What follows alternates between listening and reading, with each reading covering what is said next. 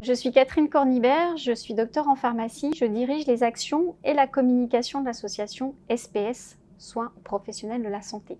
L'association SPS a deux missions, accompagner et soutenir tous les professionnels de la santé en souffrance. Et la deuxième mission consiste à agir en prévention pour leur mieux-être.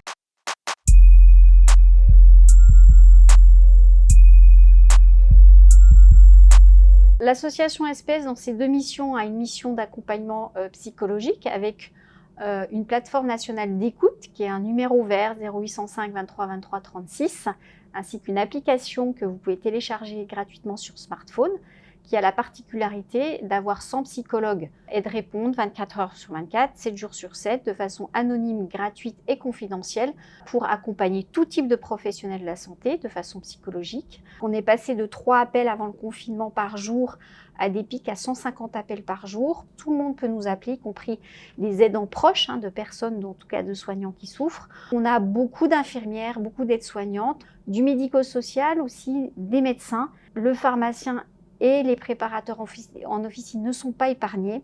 Et on a eu beaucoup d'appels en fait suite à des agressions au comptoir, des problèmes économiques, des problèmes d'addiction aussi dans l'équipe officinale. Donc les raisons sont multiples et les motifs sont multiples aussi au niveau des appels. Je suis Célia Belrose, je suis psychologue clinicienne et docteur en psychologie de la santé. Il faut savoir que les soignants n'aiment pas trop se retrouver à la place de patients pour la simple et bonne raison qu'en fait ils connaissent le système, ce même système qui les a déçus. Donc c'est maintenant difficile pour eux de lui faire confiance.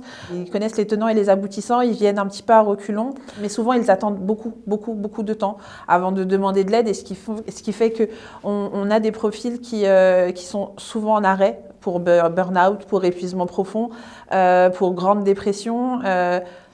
Donc les pathologies sont quand même très avancées et très handicapantes pour qu'ils daignent venir nous voir en fait, pour qu'ils arrivent à se décider. Le président de l'association, qui est un médecin, a eu également l'idée avant la crise sanitaire, de créer un lieu d'échange pour faire rencontrer les professionnels de santé, tout type de professionnels de santé, dans un lieu physique.